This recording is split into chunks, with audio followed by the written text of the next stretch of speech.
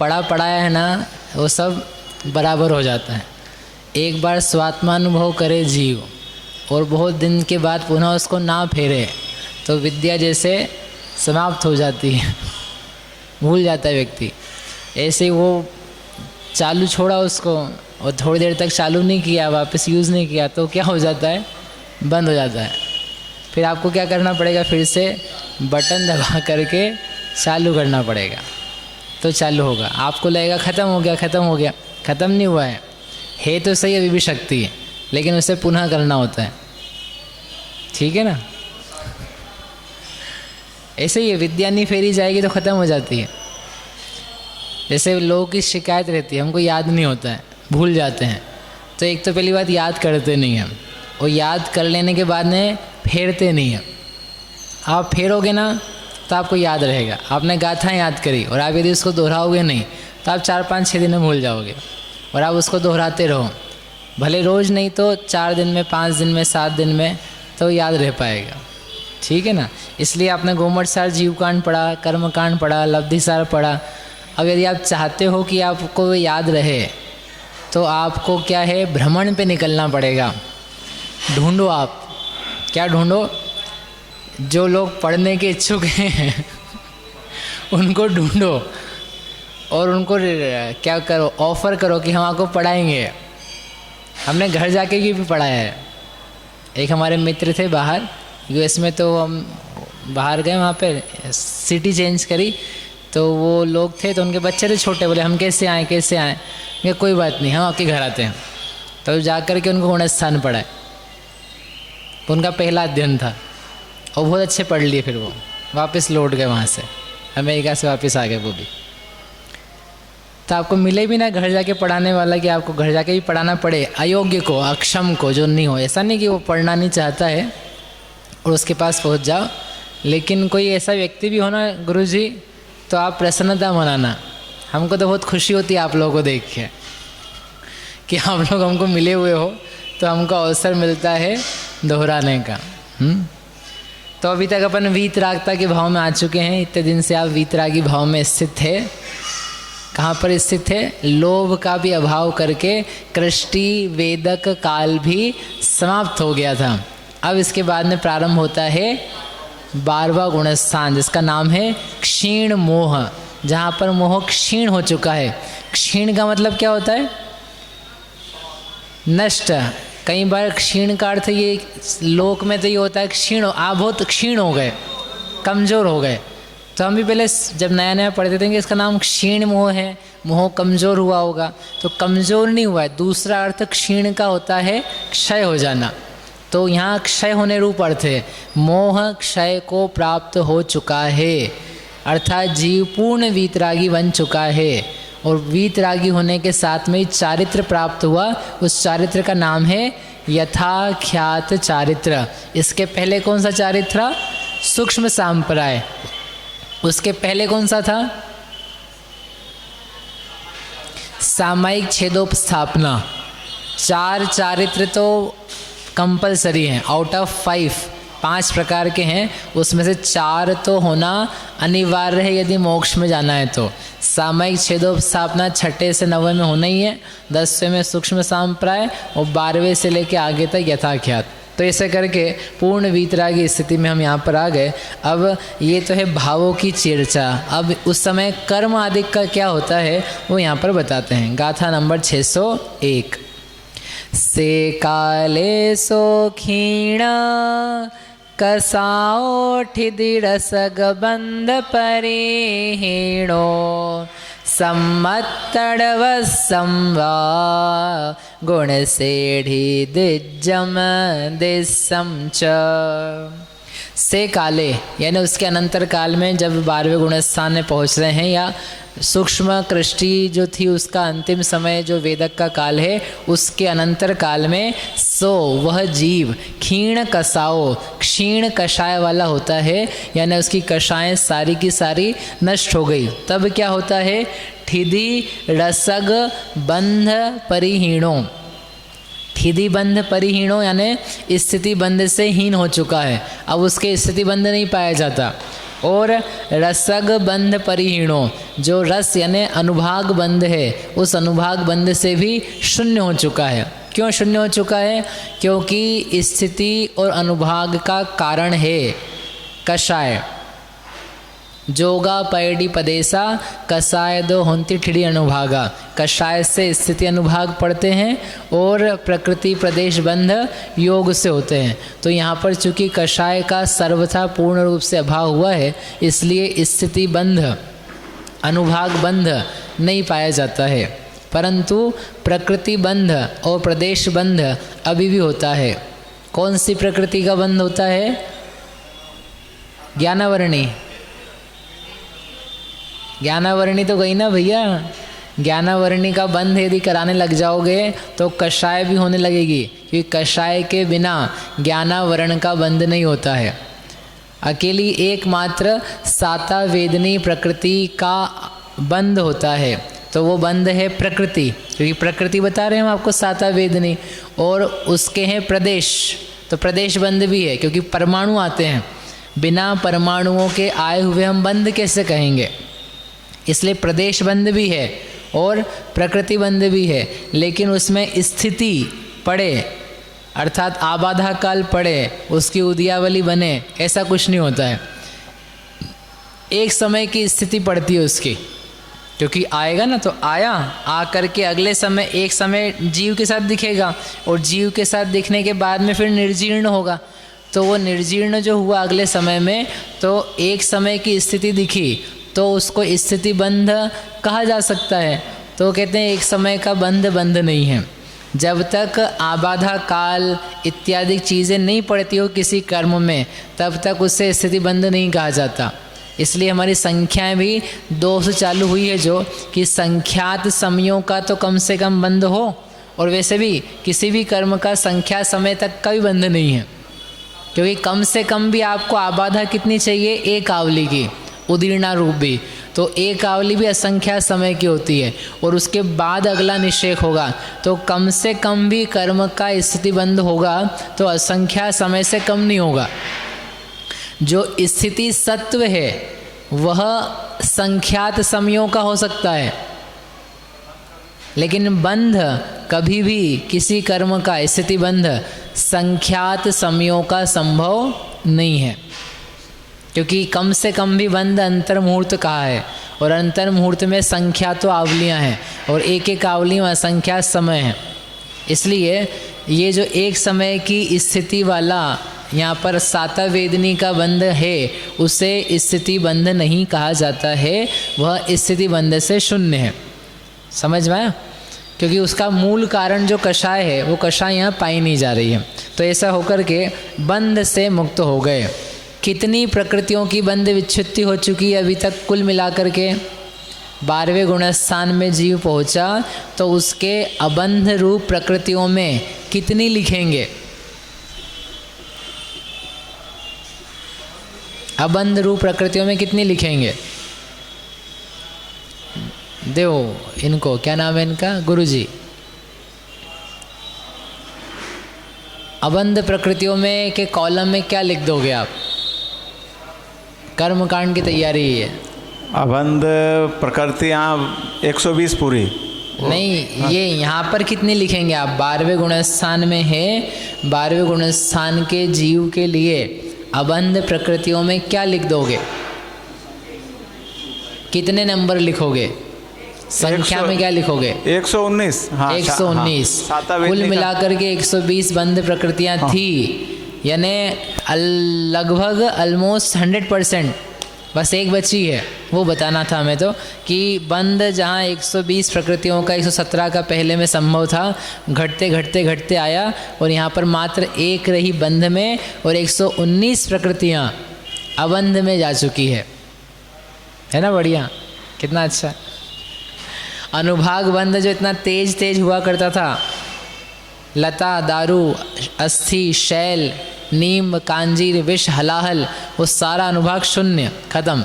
इस प्रकार से यहाँ पर पहुँच गए। पहले समय में ऐसा सब हुआ, और उसी समय सम्मत अड़वसंवा सम्यक्त प्रकृति की जो 8 वर्ष प्रमाण स्थिति करी थी। कब? सम्यक्त्व प्रकृति की 8 वर्ष प्रमाण स्थिति कर दी थी। कब करी थी? क्षायिक सम्यक्त्व प्राप्त करने के समय में। तो वो पर्व आए थे ना, उस समय सब विशेषताएं बताई थी। उस समय जो स्थिति करी थी वह यानी उसकी भांति यहाँ पर गुण सेढ़ी, गुण श्रेणी का दिज्जम दिस्सम च दृश्यमान द्रव्य और दीयमान द्रव्य, उसका वही क्रम है जो उस समय सम्यक्त्व की प्रकृति के 8 वर्ष किए जाने पर किया था। इसलिए जिसको विशेष जानना हो वह 132-33 नंबर की गाथा है वहाँ पर, जो हमने उस समय विस्तार से पढ़ी थी, वो आप पढ़ेंगे तो आपको समझ में आ जाएगा कि यहाँ पर अब गुण श्रेणी कैसी होती है। किसी को याद हो तो वो भी एक्सप्लेन कर सकता है। 8 वर्ष तो कैसा था? अच्छा, अपन थोड़ा सा पढ़ते हैं इसी को। ज्ञानावरण आदि कर्मों की अभी तक जो गुण श्रेणी चल रही थी वो किस प्रकार की थी? दे दो इनको मैडम को। किस प्रकार की थी? यानी 4 प्रकार की गुण श्रेणियाँ हमारे पास, गलितावशेष और अवस्थित, उसमें भी उदयादि बाह्य और उदयादि, ऐसे करके 4 प्रकार हो जाते हैं। तो अभी तक जो मोह को छोड़ दो, ज्ञानावरण की जो गुण श्रेणी चल रही थी वो इन 4 में से कौन सी थी? उदयादि गलितावशेष। उदयादि गलितावशेष, आधा सही आधा गलत है। अवस्थित होगी तो उदयादि बाह्य नहीं होगी, उदयादि अवस्थित होगी। अब दोनों पूरी गलत हो गया। मेरे को नहीं। अरे हमने उत्तर तो बता दिया आपको, पहले आधा सही था फिर आपने पूरा गलत कर दिया। उदयादि गलितावशेष नहीं, उदयादि बाह्य गलितावशेष। हाँ तीसरी बार में तो उत्तर ही जाएगा ना। उदयादि बाह्य गलितावशेष, जब अपूर्वकरण के पहले समय को अपन ने पढ़ा था, जब गुण श्रेणी चालू करी थी, तो उस समय कहा था मोहिनी की तो अलग अलग अपन ने हर समय देखी, कहीं पर उदयादि, कहीं उदयादि बाह्य इत्यादि। परंतु जो ज्ञानावरण आदि कर्मों की गुण श्रेणी चल रही थी तब से, गुण श्रेणी यानी 8वें गुणस्थान के पहले समय से, तो वो 10वें गुणस्थान के अंतिम समय तक भी उदयावली बाह्य गलितावशेष गुण श्रेणी है। क्योंकि हमको आयाम भी लिया था हमने, 8वें का काल, 9वें का काल, 10वें का काल, 12वें का काल और 12वें के काल से संख्यात्व भाग अधिक, इतना गुण श्रेणी का आयाम था 6 कर्मों के लिए। मोहिनी का अलग था क्योंकि मोहिनी को 12वां गुणस्थान नहीं मिलना था। तो वहाँ से चल रही थी अभी तक उदयावली बाह्य गुण श्रेणी गलितावशेष। अब यहाँ पर चेंज किया जा रहा है। अब यहाँ पर गुण श्रेणी का आयाम है, आयाम नहीं, गुण श्रेणी का टाइप है अवस्थित, और अवस्थित के साथ में उदयादि। उदयादि अवस्थित गुण श्रेणी बनाई जाती है। क्यों बनाई जाती है? क्योंकि जैसे सम्यक तो प्रकृति के 8 वर्ष रह गए थे ना, तो उसमें भी ऐसे ही किया था। वहाँ पर भी पहले थी उदयावली बाह्य गुण श्रेणी और फिर गलितावशेष, और जब 8 वर्ष का रह गया था तो वहाँ पर हो गई थी उदयादि अवस्थित गुण श्रेणी। तो यहाँ पर भी अब जो 6 कर्म हैं उनकी उदयादि अवस्थित गुण श्रेणी होगी। अब उसमें इतना विशेष है, ध्यान में रखने वाली बात, कि जो कर्म उदय वाले नहीं हैं उनकी फिर उदयावली के ऊपर से द्रव्य देना है, क्योंकि जिनका उदय नहीं चल रहा है उनकी उदयावली नहीं है, उनकी उदीर्णा नहीं हो सकती है। तो कौन कौन से कर्म है हमारे पास यहाँ पर अब जिनकी हम बात कर रहे हैं? ज्ञानावरण के 5 कर्म, ठीक है। दर्शनावरण के कितने कर्म? 4 ही हैं, बाकी 5 कहाँ गए? दर्शनावरण के कितने कर्म हैं यहाँ पर? वो माता जी कह रही 5, आप कह रहे 4, दोनों ही गलत हैं। दर्शनावरण कर्म के कितने कर्म हैं अभी हमारे पास? हमारे पास मतलब मेरे पास नहीं है, 12वें गुणस्थान में। दर्शनावरण के, चलो संजय भैया को दे दो, नाम बताओ कर्म के। आपने नाम भी नहीं लिखा है ना 148 प्रकृतियों में, दो, इनसे यही पूछेंगे। बोलो, दर्शनावरण कर्म के कितने प्रकार होते हैं?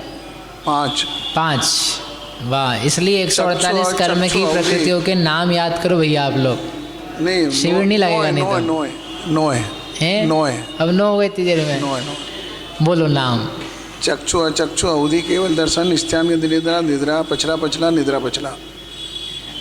थोड़ा सांस लेके, सांस है कि नहीं आपकी, वो वाली सांस नहीं, चक्षु अचक्षु अवधि केवल दर्शन, दर्शन नहीं, दर्शनावरण। हाँ दर्शनावरण चक्षु। नहीं तो ये तो जीव का गुण है। चक्षु अचक्षु अवधि केवल दर्शन तो जीव का गुण है, ये कर्म का नाम नहीं है। हुड़ से चक्षु दर्शन, ये हाँ चक्षु चक्षु दर्शनावरण, हाँ। अचक्षु दर्शनावरण, अवधि दर्शनावरण केवल दर्शनावरण, हाँ। और स्त्यान गति निद्रा ये आराम से दो के बीच में ना गैप बना, मेरे को समझ में नहीं आएगा नहीं तो। हाँ स्त्यान गति निद्रा, स्त्यान गृद्धि निद्रा, ठीक है। एक, निद्रा निद्रा, दो, पचला पचला, तीन, निद्रा प्रचला, निद्रा फिर प्रचला। हाँ निद्रा प्रचला, एक ही हो गई वो, पाँच। निद्रा प्रचला। ये 5 और 4 9 है ना। अब हमारा प्रश्न बहुत सरल है, आप पढ़ के आ चुके हो, उसी के आधार से पूछ रहा हूँ कि अभी 12वें गुणस्थान में आपके पास कितने कर्म है दर्शनावरण के? चक्षु अचक्षु अवधि और केवल दर्शनावरण 4। 4। अब 6 हो गए। ये पहले 4 थे, फिर 5 हुए, फिर 6 हो गए। इनको दे दो, ये 6 बोल रहे हैं, देव इनको बताओ। बोलो 6 कौन से? इसको चालू करके बोलोगे तो आवाज आएगी। उदय की बात चल रही है सत्ता में तो बोलो। निद्रा प्रचला, चक्षु चक्षु अचक्षु अवधि और केवल दर्शनावरण। क्या है ये? 6 बचे हुए हैं। कहाँ पे? उदय में कि बंध में कि सत्ता में? उदय में। उदय में 6 बचे हैं। और सत्ता में कितने बचे? सत्ता में 6। सत्ता में 6। सत्ता में 6 हैं। और बंध में? बंध तो चले गए पूरे। चले गए, ठीक है। तो 6 कर्म हैं, देखो 6 कर्म दर्शनावरण के हैं। कहाँ पर हैं? सत्ता में। 3 कहाँ कब चले गए? 3 कर्म गए ना, 3 गई निद्राएं, स्त्यान गृद्धि, निद्रा निद्रा, प्रचला प्रचला। ये कर्म कब चले गए? मालूम ही नहीं पड़ा अपने को। तो दूसरे में, संजय भैया बोल रहे दूसरे में ही चले गए। हाँ तो हम तो पूछ रहे ना कब गए, आप बोल रहे दूसरे में, तो मैं दूसरे का बता रहा हूँ। कब गए थे? कर्मन की 63 प्रकृति नाशी, जीते 18 दोष राशि। तो वो जो 63 कर्म गए थे ना, कब गए थे वो 63 कर्म? 9वें गुणस्थान में। अपन पढ़ के आ चुके हैं। 16 कर्म, 8 कर्म, फिर 1 वेद, फिर 1 वेद, फिर 6 प्रकृतियाँ, फिर पुरुष वेद, फिर क्रोध मान माया लोभ। अभी हाल इतना करके आए सब। पढ़ा गए थे ना? पढ़ा। तो उसमें गई थी 3 निद्राएं। तो 6 तो हैं दर्शनावरण। कितने हो गए? 5 ज्ञानावरण, 6 दर्शनावरण, 11। फिर है मोहनी है। मोहनी का तो एक भी नहीं है, जाने दो। अंतराय, अंतराय के कितने हैं? 5 कर्म हैं। अब ये कितने हुए? 5 और 5 10 और 6 16। 16 प्रकार के घातिया कर्म बचे हैं। अब आपको बताना है कि इन 16 में से कितने कर्मों की उदयादि गुण श्रेणी बनेगी और कितने कर्मों की उदयावली बाह्य गुण श्रेणी बनेगी। ठीक है, दे दो, ये मेन जी को दे दो। हाँ इनको दे दो। बोलो। 16 कर्म के नाम गिना दिए हमने आपको। आपको बताना है किन कर्मों की उदयादि अवस्थित, किन कर्मों की उदयावली बाह्य अवस्थित। ज्ञानावरण के 2 कर्मों की उदयादि, हाँ, और 3 कर्मों की उदयादि बाह्य। हाँ अच्छा ठीक है। और दर्शनावरण के 1 की उदयादि और बाकी की उदयादि बाह्य। बहुत बढ़िया। और अंतराय की? अंतराय की 5 की वो बनेगी तो उदयादि बाह्य। उदयादि बाह्य अवस्थित। उदयादि तो आपके लिए 2 कर्मों की बनाई आपने उदयादि, और बाकी सबकी उदयावली बाह्य है। सही कि गलत? गलत हो गई। दे दो इन बहन जी को।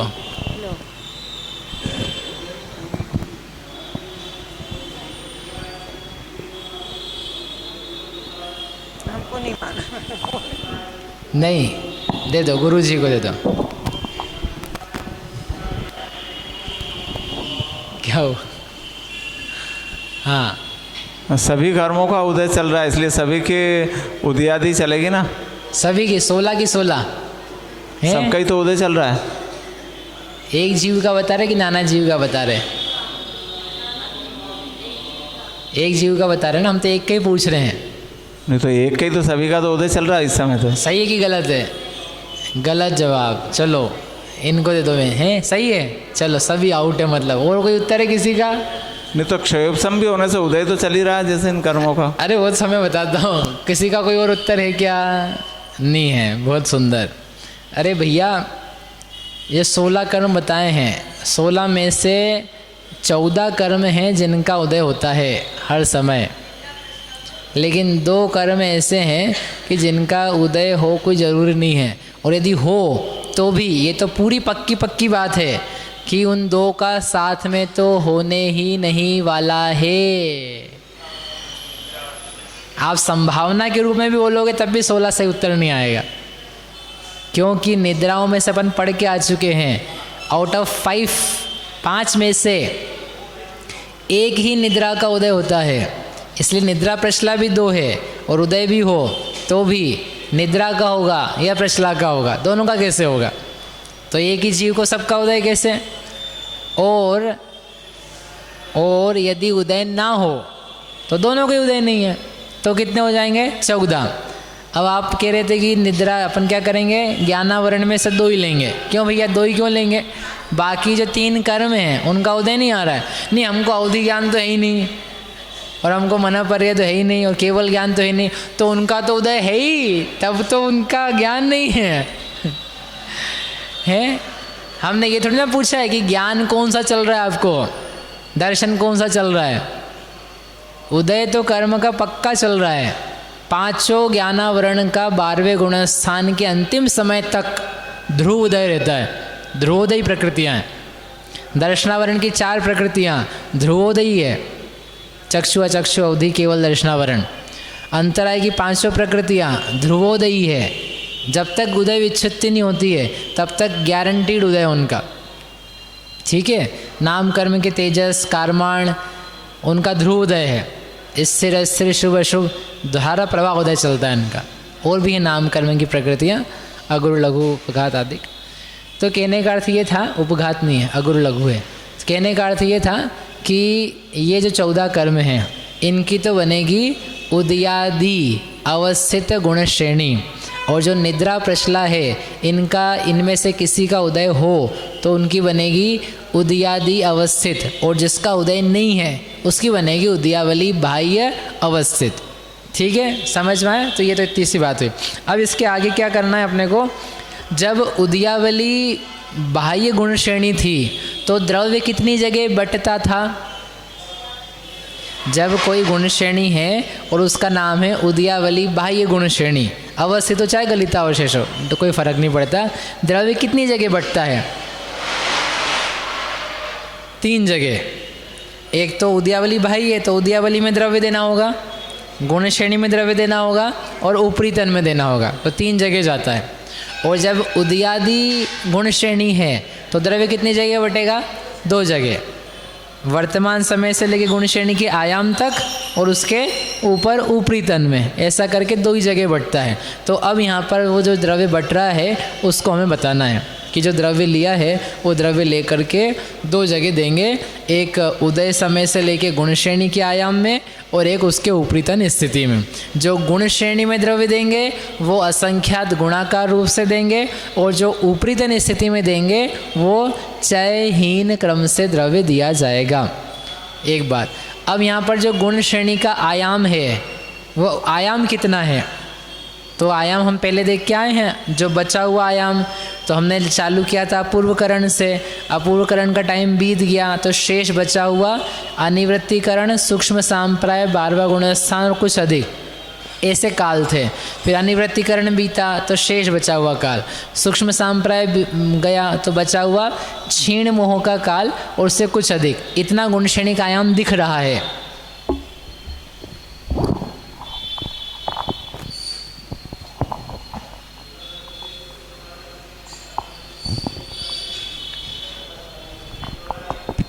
ये है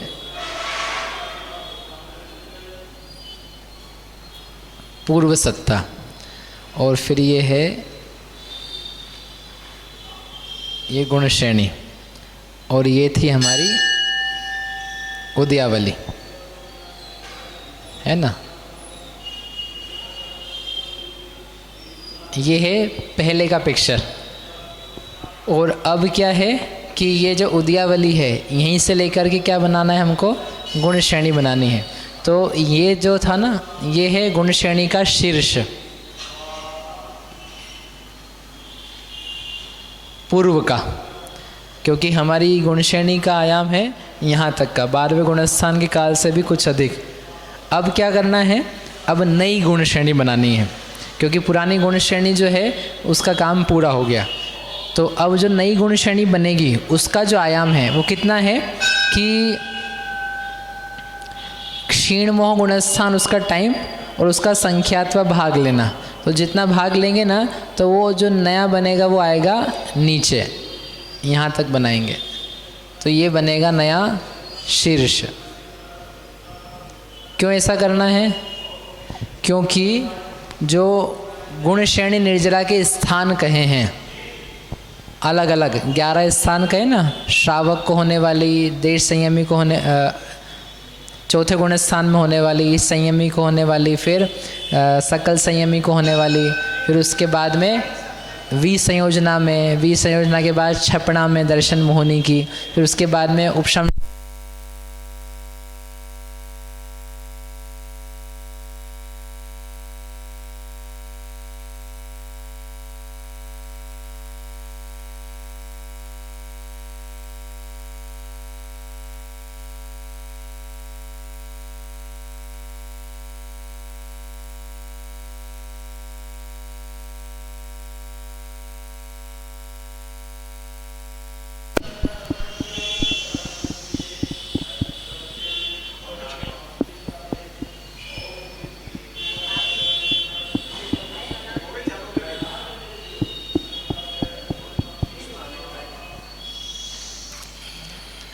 क्या नाम है, प्रायोगिक लब्धि है ना। प्रायोगिक लब्धि में जाने के बाद में भी करण लब्धि होती है, फिर सम्यक्त होता है। तो वहाँ चालू होने के बाद सिस्टम ऑन होकर के यहाँ तक करोगे ना आप तो आने में टाइम लगता है। आप मोटर चालू कर दोगे ना बोरिंग की तो वो चालू हो चुकी है, लेकिन नीचे से लेके ऊपर तक आने में और टंकी भरने में थोड़ा सा अंतर मुहूर्त का गैप रहेगा। तो यहाँ क्या है, क्या बता रहे थे, तो उपशम श्रेणी के गुणस्थान 8वां 9वां 10वां उसमें और निर्जरा ज़्यादा होती है, असंख्यात गुणी। फिर 11वें का और असंख्यात गुणी, फिर छपक श्रेणी का 8 9 10 वो और असंख्यात गुणी, और उसके बाद में आता है क्षीण मोहवर्ती जो जीव है उनके और असंख्यात गुणी। तो इनमें निर्जरा के जो स्थान हैं वो और असंख्यात गुण हैं। और जो गुण श्रेणी का आयाम है वो आयाम संख्यात गुणा कम है। तो यहाँ जो अब गुण श्रेणी का आयाम बना रहे हैं वो क्या है, पूर्व का जो आयाम था, पूर्व का आयाम मैंने जो अपूर्व करण में बनाया था उसके भी आयाम से संख्यात गुणा कम है। क्यों कम है, क्योंकि उस समय हमने 8वें का काल, 9वें का काल, 10वें का काल, 12वें का काल और कुछ अधिक लिया था। अब जो गुण श्रेणी का आयाम बना रहे हैं 12वें का काल और 12वें के काल से कुछ अधिक संख्यात्वा भाग। तो इस काल की अपेक्षा ये काल कैसा है, संख्यात गुणाहीन है। और यहाँ पर जो शीर्ष बनेगा वो शीर्ष पुराने शीर्ष से नीचे मिलेगा आपको, ठीक है। ये अपन अभी भी करके आए थे, जब लोभ का किया था 10वें गुणस्थान में प्रवेश किया था तो नई अवस्थित गुण श्रेणी बनाई थी और उसमें पुराने शीर्ष से नया शीर्ष नीचे आ रहा था, ठीक है। तो वैसे यहाँ पर करना है हमको। तो ये उदयावली गई। अब यहाँ पर अब जो गुण श्रेणी बन रही है वो इस समय से लेकर के इस समय तक की बन रही है और ये नवीन शीर्ष है। तो जो द्रव्य अपकर्षित किया जाएगा वो अपकर्षित किया हमने ऊपर के निषेकों से, ऊपर के निषेकों से अपकर्षण जो कुल द्रव्य है उस द्रव्य का सर्वद्रव्य उसका क्या है, अपकर्षण भागहार का भाग दिया तो ये होगा अपकृष्ट द्रव्य। इस अपकृष्ट द्रव्य में क्या करेंगे, पल्ले के असंख्यात भाग का लगाओ भाग, तो ये किस में देंगे? गुण श्रेणी में। और जो बहुभाग बचेगा उस बहुभाग को किस में देंगे? ऊपरी तन में। इसको देने की विधि क्या रहेगी?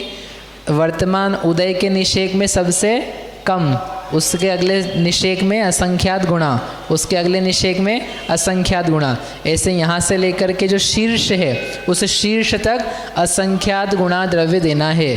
और शीर्ष से ऊपर जो है ऊपरी तन स्थिति का पहला निषेक, यहाँ पर इस द्रव्य में से द्रव्य देंगे, फिर इसके ऊपर जो देंगे वो चयहीन क्रम से, फिर इसके ऊपर ऊपर ऊपर जहाँ तक भी देना है वो सब कैसा जाएगा? चयहीन क्रम से द्रव्य दिया जाएगा। इस प्रकार से ये जो द्रव्य है ये द्रव्य का बंटवारा होगा। वहाँ पर जब दिखाया था 8 वर्ष कर देने का समय, तब एक वर्ड यूज़ किया था मातुलिंग। जो अब कर्म की रचना है वो कैसा दिखता है? मातुलिंग जैसा, मतलब वो हाँ नींबू के आकार जैसा या बड़ा सा आकार है, ऐसा बना करके ऐसा ऐसा ऐसा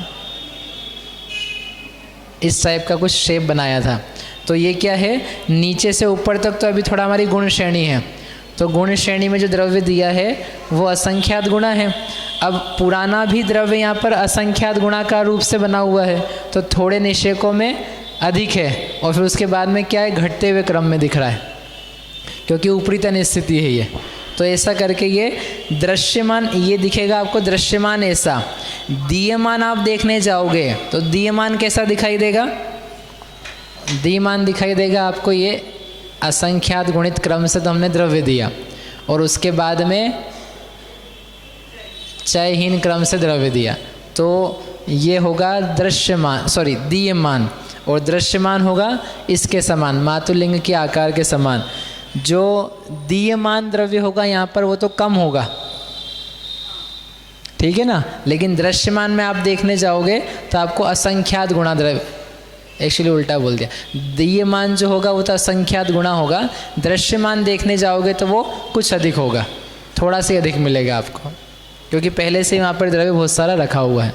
इस प्रकार से ये यहाँ पर पहले समय में करना है, ठीक है। एक बार इसको देख लेते हैं इसे।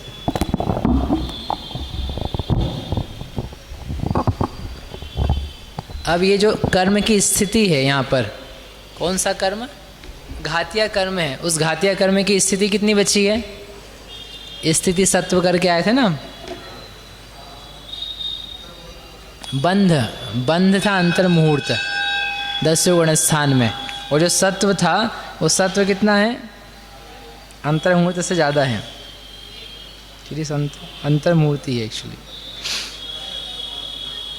नाम, अच्छा नाम गोत्र का 8 और 12, ठीक है, इसका अंतर मुहूर्त सत्व है, और बंध भी कितना है? अंतर मुहूर्त है, लेकिन बंध से सत्व संख्यात गुण है। तो जो सत्ता में रखा हुआ अंतर मुहूर्त मात्र का कर्म है उसमें इतना सारा द्रव्य आ चुका है, जितना पुराना द्रव्य था असंख्यात भवों का, वो सब का सब इसमें आकर के प्रवेश कर चुका है। उसका हाइट जो है, आयाम जो है सत्ता का, वो अंतर मुहूर्त मात्र का है। तो ऐसा करके यहाँ पर ऊपर के जो निषेक है उनमें भी द्रव्य बहुत सारा है। तो ये जो द्रव्य देने का तरीका है इसका तो अपने को पता है। इसको कैसे देते हैं? 85 से भाग लगा के वो 1 4 16। और ये जो द्रव्य है ये कैसे दिया जाएगा? अब आपके पास गुणहानियाँ नहीं हैं तो कैसे निकालेंगे? मध्यम धन, एवरेज निकाल के फिर गच्छ जो आया मध्यम धन उसको निषेक हार माइनस गच्छ -1/2 का भाग लगाएंगे तो च आएगा। 2 गुणहानि का गुणा करेंगे तो पहला निषेक आ जाएगा। ऐसे ऐसे क्रम से बांटना है। तो एक तो ये चीज़ हुई। अब इसके बाद में एक चीज़ और है कि जो यहाँ पर प्रत्येक समय में द्रव्य लिया जाने वाला है अपकर्षण के लिए, वो द्रव्य भी कैसा है? अवस्थित। गुण श्रेणी का आयाम तो अवस्थित है ही, अगले समय में भी गुण श्रेणी वही उतने आयाम की रहेगी, लेकिन जो आप द्रव्य ले रहे हो वो द्रव्य भी कैसा है गुरुजी? अवस्थित। अवस्थित क्यों है? क्योंकि परिणामों के निमित्त से द्रव्य का अपकर्षण होता है। परिणाम अधिक अधिक विशुद्ध हो रहे थे अभी तक, तो हम द्रव्य हर समय अपकर्षण के लिए असंख्यात गुणा ले रहे थे। अपूर्वकरण से ही देखा था, हर समय द्रव्य कितना है अपकर्षण का, असंख्यात गुणा। लेकिन अब यहाँ पर जो परिणामों की विशुद्धि है वो तो कैसी है, सदृश। भाई चारित्र वाले जो परिणाम हैं वे स्थिरता को प्राप्त हो चुके हैं, उसमें जो निर्मलता होनी चाहिए थी वो आ चुकी है। जैसे क्षायिक सम्यक्त्व है तो पूरा हो गया, अब उसमें क्या बढ़ोतरी करोगे। ऐसे क्षायिक चारित्र आया तो अब चारित्र यहाँ पर क्षायिक हो चुका है तो अब उसमें वृद्धि और क्या होगी। आत्मा में विशुद्धि होना बाकी है, लेकिन चारित्र की अपेक्षा से विशुद्धि एक प्रकार से हो गई वहाँ। तो जो परिणाम चल रहा है वो एक जैसा चल रहा है, तो एक जैसा चलने के कारण से जो कर्मों का अपकर्षण किया जा रहा है वो एक जैसा रहेगा। इसलिए यहाँ प्रत्येक समय में लिया जाने वाला अपकृष्ट द्रव्य का प्रमाण एक जैसा है। ये हम पहले भी एक बार कर चुके हैं। कहाँ पर, कि जहाँ अपकृष्ट द्रव्य का प्रमाण प्रत्येक समय में समान होता है। कृत्य वेदक में तो गुण श्रेणी निर्जरा करते ही नहीं, बस वहाँ पे तो वेट करना है, इंतजार करना है।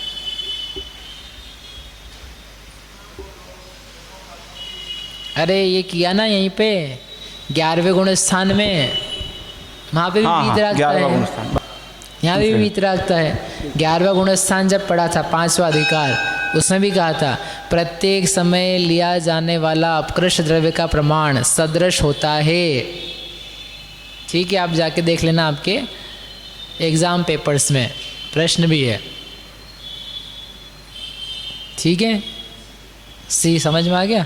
इस प्रकार से यहाँ जो विशेष बात थी वो विशेष बात बताई, क्योंकि जहाँ सम्यक्त्व के निमित्त से 8 वर्ष, सम्यक्त प्रकृति का 8 वर्ष प्रमाण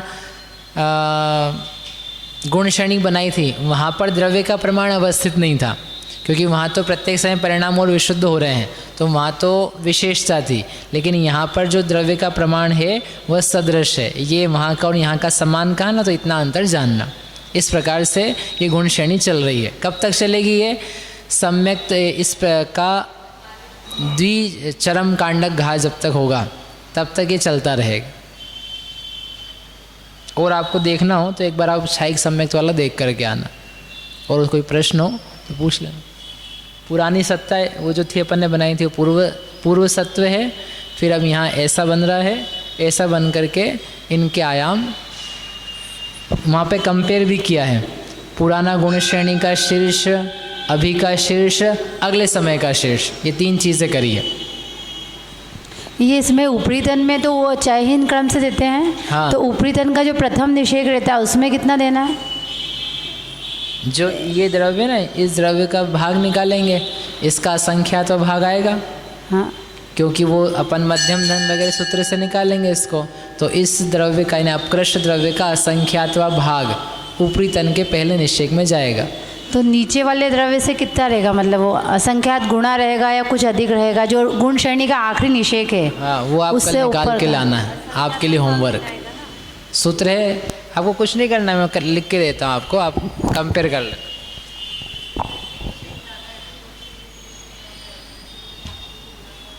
आप कंपेयर करके ले करके आना। इसको क्या करना है, मध्यम धन वगैरह से बांटना है। तो ये सर्वद्रव्य, अपकर्षण भागार, पल्य, ये तो है कुल। अब क्या है, आपको बांटना है इसको। किस में बांटना है, ऊपरी तन में। ऊपरी तन कितना है, अंतर मुहूर्त, ये भाग लगा दिया तो क्या आ गया, मध्यम धन। फिर क्या करना है आपको, 2 गुणहानि माइनस अंतर मुहूर्त माइनस 1/2, तो ये आ गया 6। इसमें किसका गुणा कर दिया, 2 गुणहानि का, तो ये बन गया आपका पहला निषेक। ठीक है, इतना द्रव्य किस में देना है, पहले निषेक में, यहाँ पर। फिर इसके बाद में इसका द्रव्य है, तो सर्वद्रव्य, अपकर्षण भागहार, पल्य का संख्यात्व भाग, ये तो हुआ कुल द्रव्य, गुण श्रेणी के लिए लिया गया। और उसमें ये 85 संदृष्टि के रूप में है, और अंतिम निषेक में आता है सबसे ज़्यादा द्रव्य, तो उसकी संदृष्टि 64। तो इसको कंपेयर करो, तो कौन सा दर्जा ज़्यादा दिख रहा है आपको,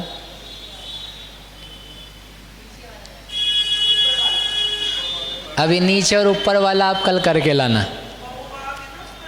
हाँ, तो आप कल करके लाना। ठीक है, तो आपको आ जाएगा, क्योंकि ये तो आप निकाल सकते हो अच्छे से, अब अपन बहुत अभ्यस्त हो चुके हैं। ठीक है, तो आप कल तर्क पूर्वक निकाल करके लाना और यहाँ आपको समझाना है जिससे पूछा जाए उससे। और कुछ प्रश्न?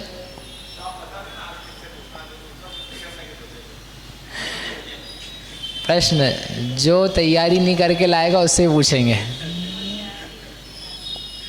वही प्रश्न दे देना तो आपके पेपर हो जाए, अगला पेपर हो जाएगा। मेरे पास क्वेश्चंस नहीं आए हैं। हाँ।